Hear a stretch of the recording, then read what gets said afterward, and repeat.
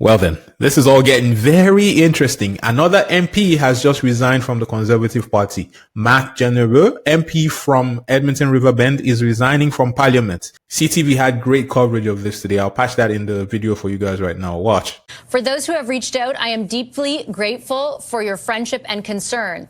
However, I ask that you please not attempt to contact my family during this time.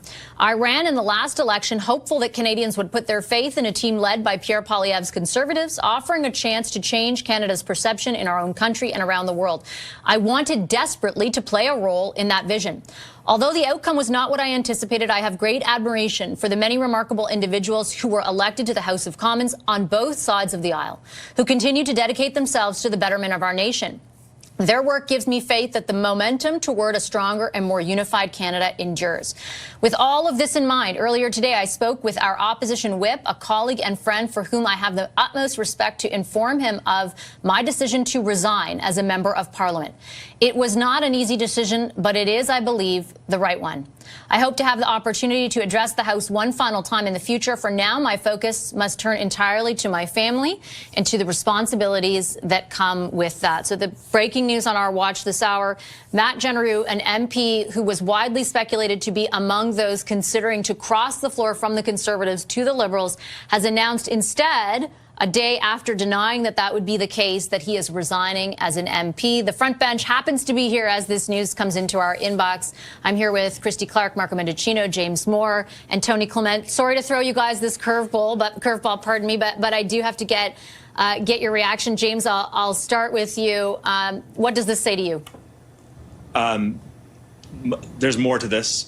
I don't know exactly what there is, but on the surface, he was just elected 6 months ago. So I don't know. But I would say this about Matt: he's a friend of mine. I've known him for years. He's a good man. He's a smart guy. He's a good guy. He was just reelected in his riding. He served multiple terms for his riding in Edmonton. His wife works in British Columbia. She's a medical doctor. The tension of going to and from Alberta and Ottawa back and forth while having a family split in another part of the country is not an easy thing to do. So on the surface, I will assume that's why, and that maybe he's seeking another opportunity.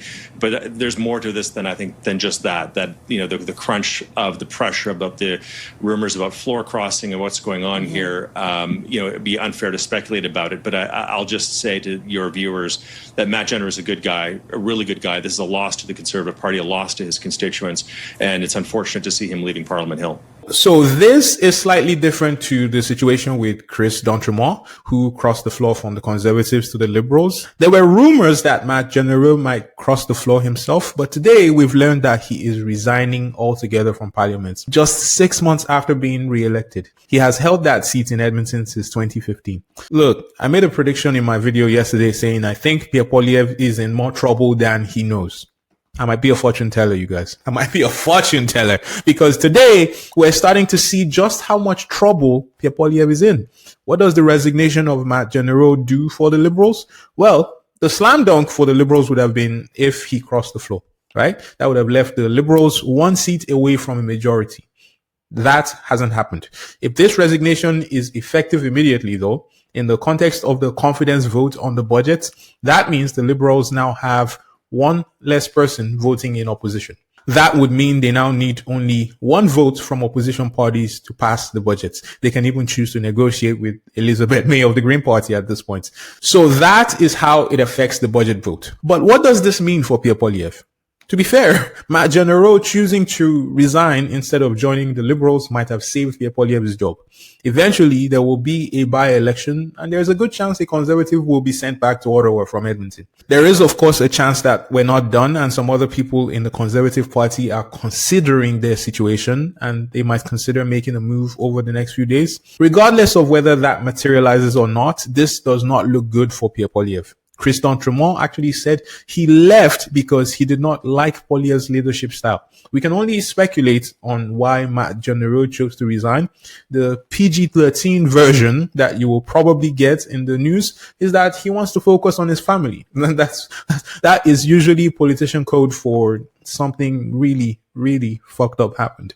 Now, there have been rumors that people within the Conservative caucus are starting to lose patience with Poilievre's leadership style. There was talk during the election that Pierre Poilievre leads with an iron hand. That's all well and good when you're leading the polls by 25 points. But when you've fumbled an election and you're fighting to stay relevant, people are less likely to tolerate that kind of behavior. Things are looking very, very dire for Pierre Poilievre. I think he's done. That's my personal opinion. I think Pierre Poilievre is done. However, the challenge for the Conservative Party is that they've gone the route of the less polarizing leader before. Andrew Scheer and Erin O'Toole were less polarizing than Pierre Poilievre, and they still didn't win. So there is a chance that dropping Pierre Poilievre won't improve the Conservatives' fortunes. And I'm looking among their ranks right now, among the Conservative ranks, and I'm wondering, is there no one else? Is there no one else to replace this guy? Is there no one else? For the Liberals, I keep saying this, the Liberals under Marconi are absolutely diabolical. Marconi is a smiling assassin. His dirty boxing is on another level. I'll tell you why I say this in this case. The Liberals deliberately targeted Conservative MPs. That's my opinion. They might have had an easier time convincing NDP MPs to jump ship. The NDP is ideologically closer to the Liberals. They deliberately chose to go after Conservative MPs. And that does a few things. Best case scenario, they poach an MP like they did Chris D'Entremont. Second best scenario, they create some infighting within the Conservative Party. They can destabilize some of Pierre Poilievre's MPs. No doubt, they've got people in the Conservative Party looking at one another with suspicion right now.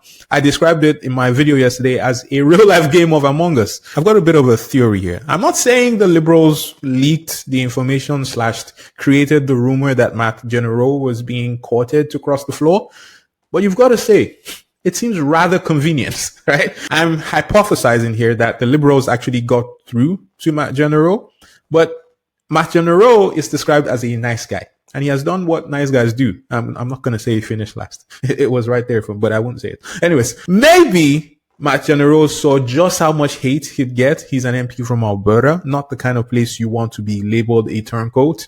Maybe he thought about that and decided he couldn't cross the floor. But it looks even worse for Pierre Poilievre because this guy would rather resign than sit behind Pierre Poilievre. That is how toxic it appears to have gotten in the Conservative Party. Obviously, I'm speculating here. The third best case scenario is that the Liberals plan to steal Matt Jeneroux's Edmonton Riverbend riding in a by-election. If you go look at the electoral history of that riding, yes, it is true that they have always elected a Conservative. However, in the last election, the Liberal candidate Mike Minenko was the closest any Liberal ever got to winning that riding. The difference between their votes was only 6%, where it had previously been double digits. That suggests that there is an opportunity there for the Liberals to break through in that riding. Now, all of this to say, this is strike two in a series of events that I think will ultimately end with Pierre Poilievre being dropped as leader of the Conservative Party.